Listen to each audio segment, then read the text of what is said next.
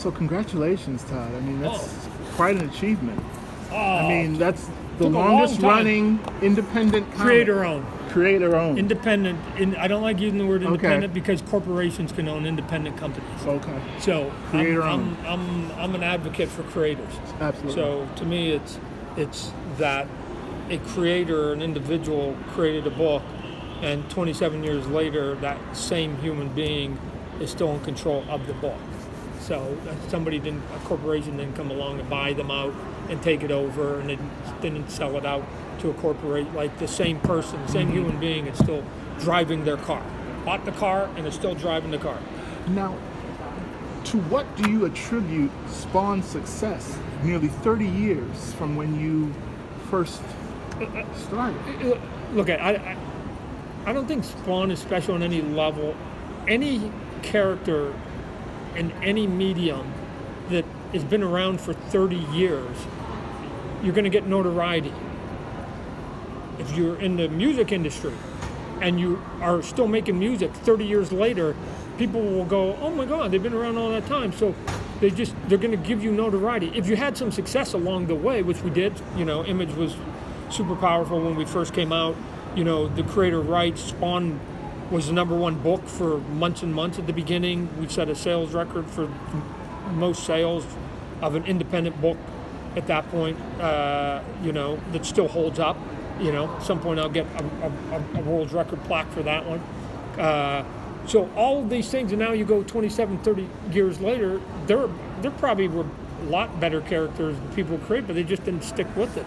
So all of a sudden you start moving up, and people then go, oh, 30 years, that's a long time. Because when I think about it intellectually, when I took over SpiderMan in 1988, he'd only been around at that point for 27 years, about the same amount of time as Spawn's been around, right? Because I was just jumping on issue 300 of SpiderMan at that point. So it's weird for me to think that Spawn has been around for as long as SpiderMan had been around when I took over the book. Because to me, SpiderMan had been around. That's why I love that cover so much. SpiderMan had been around forever. When I took over the book, right? And I started collecting it at 167 with my first Amazing Spider-Man. It seemed like he'd been around forever, and that was only 167. That's half as many issues as Spawn and Spider-Man, Amazing Spider-Man issue when I took over. So you just keep beating the drum with a word, right? It's called attrition. People will get to know it. I'll give you a good example. The Kardashians.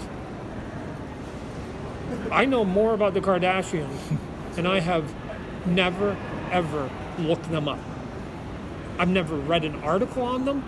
I've never Googled them. I've never done anything. But yet somehow I have knowledge about them.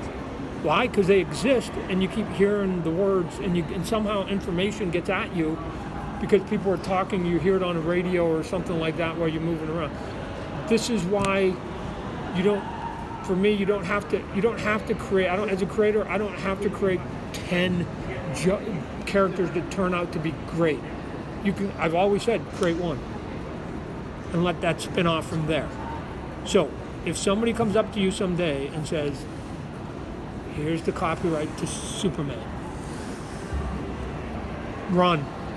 My advice to you, run. Don't ask where the copyright for Supergirl is. Don't ask where the copyright is for Superboy. Don't ask for, what about Lex Luthor? Do I get the villain? Don't ask.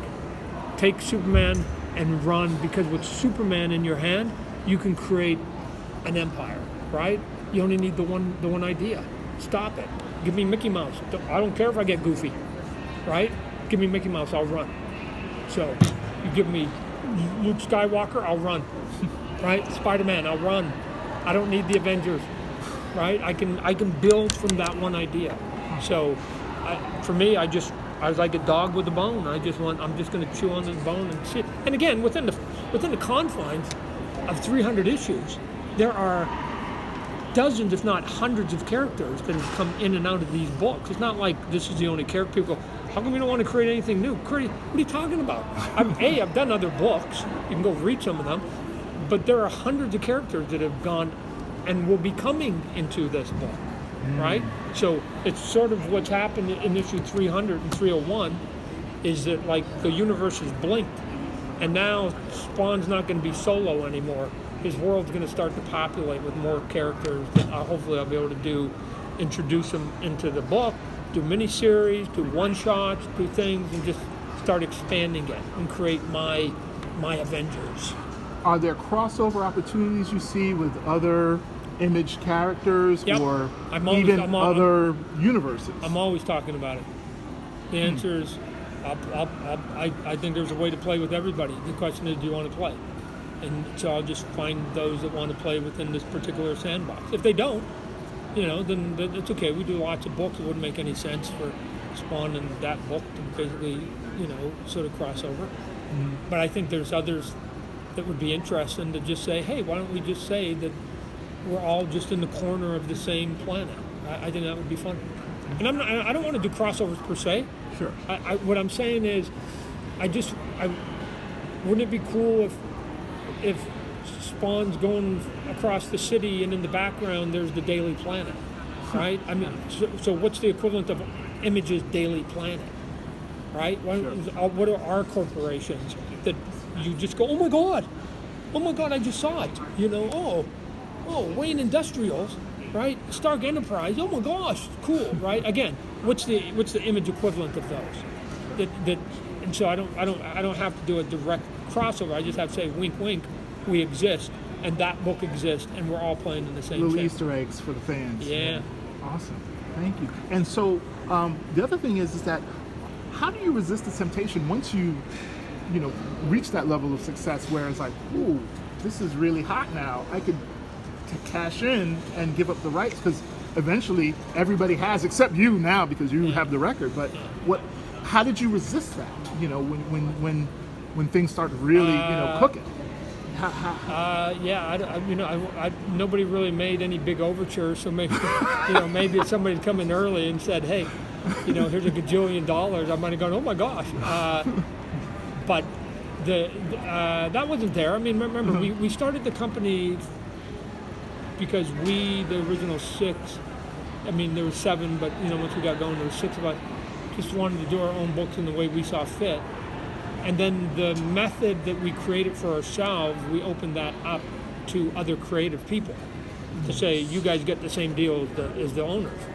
And so to me, it's always been about creator. This is why I don't like to use the word independent record. Mm-hmm. It's the longest running creator-owned book. And so for me, and everybody's wired differently, for me, it's just showing that it's all doable, it's all feasible. Why? Because we're here, right? It took 27 years, it's doable. I don't know if you've got the mentality or you're insane enough to say, I'm gonna go do something for 27 years, because you have to add 27 years to whatever age you are right now.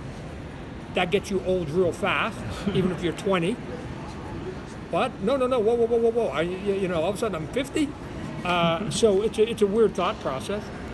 But if you think about it more as a marathon, that when you're running a marathon, you don't worry about mile 20, 26, 23, whatever, however long a marathon is.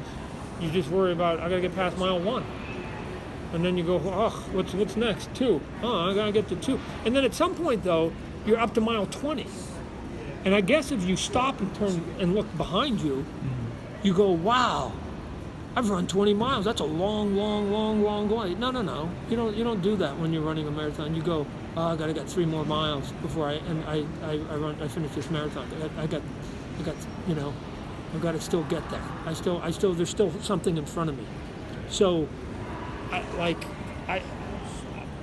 intellectually, I know it's been 27 years, but it doesn't feel like it. To me, there's never been one day where I've contemplated stopping this character or this book. So maybe readers have jumped on and off and they've stopped. Okay, I don't have control over them. But am I going to keep going? Sure. Because here's what I know. That as much as 301 is a record-setting book, the next issue that comes out is a new record. 302 is a new record. And so it goes. And so it goes. Until I die. And if I decide to live to 90, that number is going to get big. And so now, if I go another 25 years and it becomes 50 years, somebody that's 20 years old is going to have to go, for me to break that record, I'm going to start now and I'm going to do nothing else except for do that, and I better live till at least 70. Like, who's that person, right? So if I keep going long enough, eventually it'll be like, you can have that damn record. It's a stupid record. Nobody's even going for it. Who cares about that record, right? So, anyways, and people ask, and I've had them go, well, how did you, like, what kept you going and whatever. I do other stuff with the toys and Hollywood and all these other things. I got to tell you, I'm in lots of meetings with a lot of people that drive me crazy. I'm not saying they're wrong or I'm right. I'm just saying they just drive me crazy just the way I'm wired. And there's just such a weirdness about human beings at times, about protecting status quo and about thinking that they're right and doing it this way. We've got our way, and there's only one way to do everything.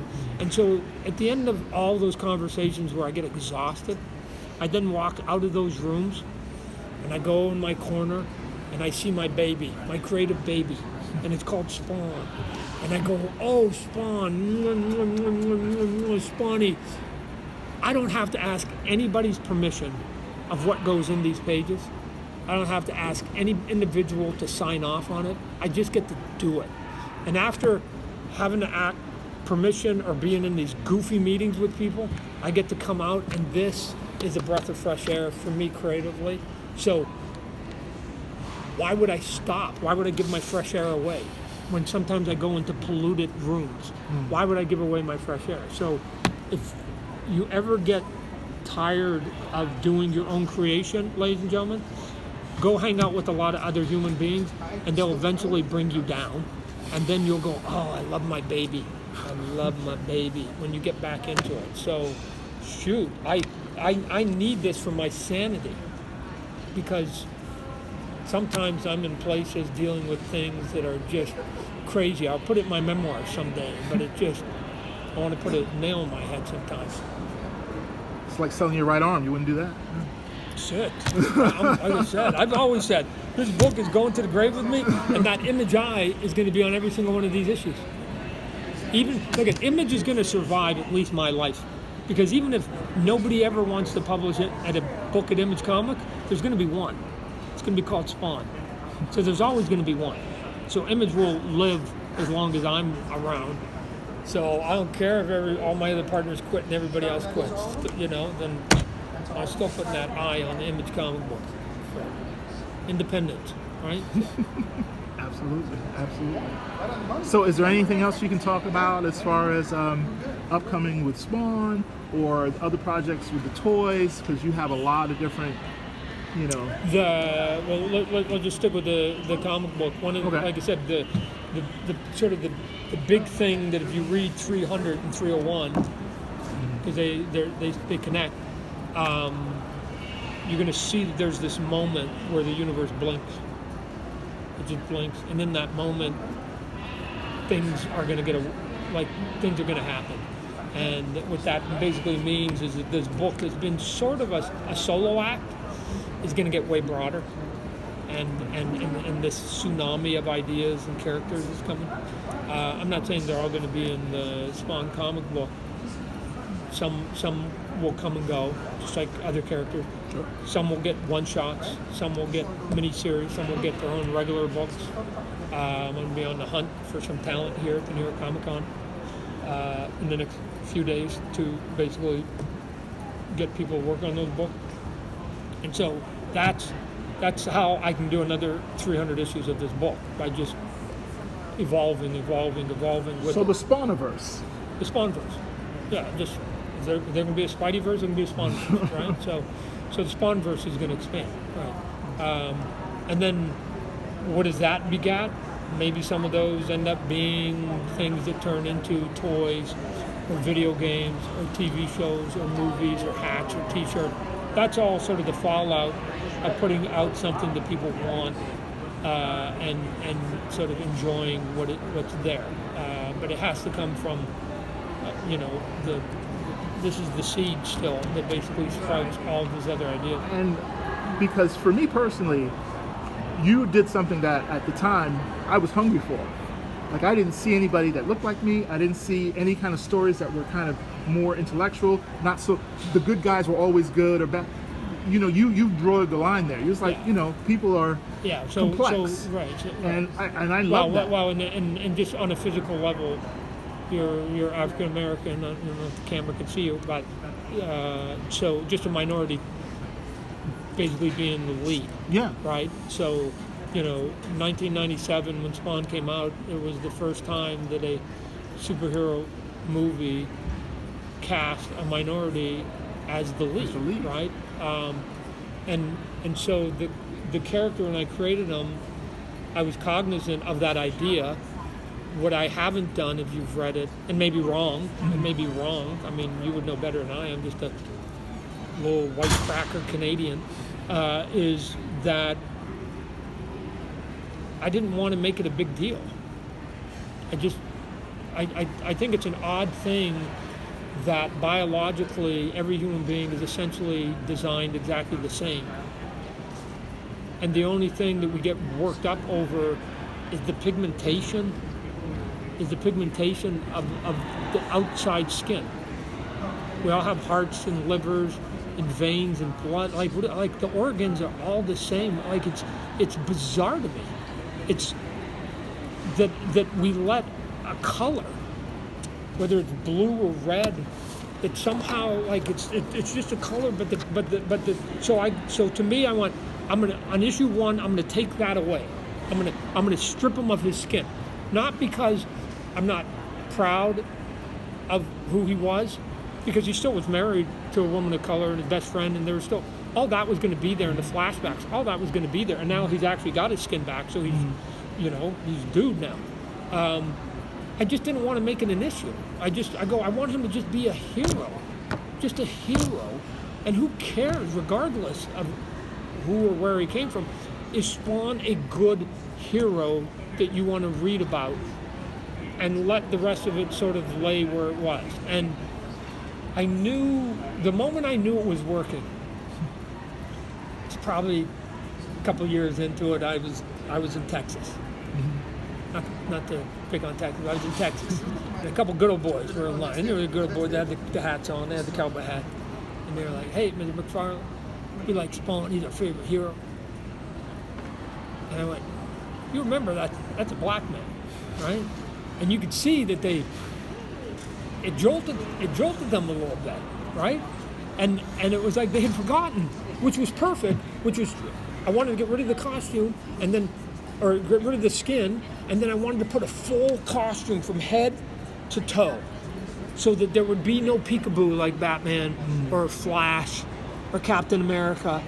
That you would, this is that, I've said it before with SpiderMan. Like, how did anybody know who he was underneath there? They didn't know if he was Asian, or if he was Pakistan, or if he was African American, or if he was Latino, or what, like, especially if there was no accent went with it. So how would they know, right? They just assumed and they treated and they acted like he was the same as everybody else. So to me, it was that curiosity that was there, and plus just living the world and seeing how people have to deal with it yourself. I don't have to tell you what you've had to deal with in your life, right? You just and what bothered me in my life wasn't blatant racism. I almost, in a weird way, get the KKK guy who wears it on his chest. The ones that bug me, and you know these ones, are the ones that just say something sort of offhand, and then they go, "I'm just kidding." It's always a kid, and they don't even know what they just said. They have no idea that they just insulted or said something that was diminishing, because it was in a group of people that were like them, and then there was only a couple that weren't. So it was like, come on, Fred, lighten up, or what? Like, so that was what. And those people, if you said, "Why are you being racist?" they would go, "I am not," right? "Oh, I am not," because. And here's why they say that, just so we're clear, because their fucking definition of that word is different than mine. So before you get into any conversation about that word, you need to define it. I get it. Yours is you haven't lynched anybody. I have a different definition of that word, but you go ahead and keep your definition, because I've had this conversation with people in which they're like appalled that you're going, I'm not a bigot. Well, then your definition of a bigot and mine, your definition of a misogynist and mine are different, right? Your definition of a gentleman and mine are different. Because here's my definition. 24 hours. That's my definition. It's not 23 and a half. You don't get a half an hour off. You don't get to do it a little bit. You either are or you aren't. And there's no time off. People who have a different definition think that there's a timeout in those words. So, but anyway, I just wanted to see if I could put a guy on the map and just go have some fun. And honestly, I don't think about it. I don't think about it. To me, Spawn, when I write stories, he's just a reflection of me. Just going, I don't want the world pushing me around, and Spawn doesn't want heaven and hell pushing him around. So he's going, I don't want either of you, heaven or hell. Be gone. Let me live my life, flawed as I am, as a human being, and let me succeed or fail on my own merits. That's all I want. That's all he wants. That's all he wants for humanity right now. And that's his mission going forward, to just go, be gone, everybody. Let us just live our lives, good, bad, or indifferent, succeed or fail on our own, with no outside influence. Because we're dumbasses, and we'll figure out how to come up with ways to fail, but let it do it without undue influence. That's it. There's where he's going. Wow. Thank you so much. I think that's a good place to end it. And I really appreciate your time and your work. Like I said, there was no modifier, which is why I loved Spawn from the beginning, because he just happened to be who he was. No. And it didn't have anything to do with his power set or anything, the way he saw the world. It was just, this is who he was. Yeah. And like you said, you just took that away, and that was but now great. Now it's back. Now it's back, right? Yeah. He can generate and look like a dude. Absolutely. So he's back. So he's not. He's like, I'm here. I'm going to be proud. I'm going to be proud, and I'm going to be your hero. Absolutely. So. Absolutely. Thank you so much. Thanks I appreciate it. I appreciate it.